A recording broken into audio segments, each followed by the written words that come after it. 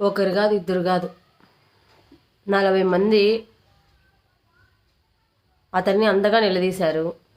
నిన్న అతను లైవ్లో పాల్కోవ చేసి మరి చూపించాడు. ఇప్పుడు దానికి ఏమంటారు చెప్పండి? నోరు ఉంది కదా, మన చేతిలో మైక్ ఉంది కదా అని చెప్పేసి ప్రతిదానికి ఓమని దూరిపోకూడదు. ఎప్పుడు మనం ఏదైనా క్వశ్చన్ అడుగుతున్నామంటే దానికి ఒక వాల్యూ ఉండాలి. ఇది రైట్ అనేది విధంగా ఉండాలి. అతని దగ్గర ఎంత నీతి నిజాయితీగా లేకపోతే అతను చిన్న పిల్లోడు, ఒక చిన్న అబ్బాయిని, వాళ్ళ అబ్బాయికి కూడా అతను లైవ్లో కాదు అది అయితేనా వీడియో తీసి పెట్టారు. చిన్న అబ్బాయికి కూడా బండ్లో పాలకో వేసేసి మన ముందర చూపిస్తున్నాడు అబ్బాయి తినేది. అతని చేసిన పాలకోవ మీద అతనికి ఎంత కాన్ఫిడెన్స్, ఎంత నమ్మకం ఉంటే తను అంత ధైర్యంగా, అంత డేరింగ్గా అతను అలా ఎలా చేస్తాడు చెప్పండి?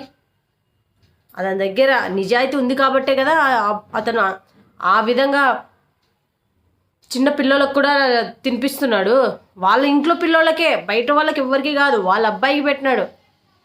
నేను తప్పు చేయలేదని నిరూపించుకోవడానికి.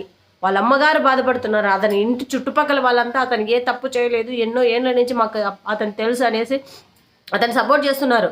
అతను ఒకవేళ కలుషితం చేసేవాడే ఉంటే ఎవ్వరు సపోర్ట్ రారు, ఫస్ట్ వాళ్ళే నిందిస్తారు. ఈ నిందించే వాళ్ళందరికీ పని పాట ఏం ఉండదు, చేతిలో మైకులు ఉన్నాయి, ఏదో వాగేసేయాల, మనం ఫేమస్ కావాలా. అదిగో అప్పుడు మోనాలిసాని ఫేమస్ చేసి పడేసినారు.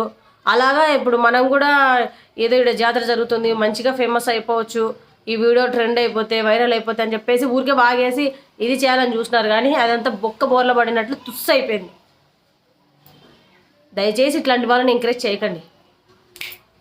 ఇవే మైకులు తీసుకొని వెళ్ళి మీరు పెద్ద హోటల్లో అడిగితే మాత్రం నిజంగా హ్యాట్సప్ చేయొచ్చు మిమ్మల్ని.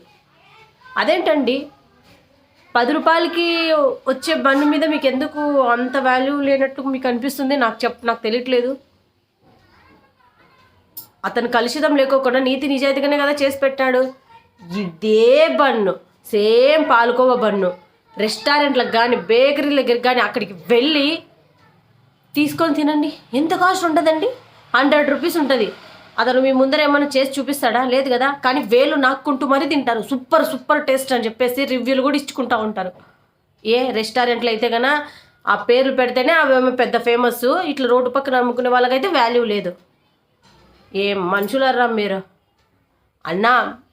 మీకి మేమంతా ఉన్నాం నా సపోర్ట్. మీరు అస్సలు ఆలోచించొద్దన్నా. మీరేమంటారు ఫ్రెండ్స్? కామెంట్ చేయండి. Thank you.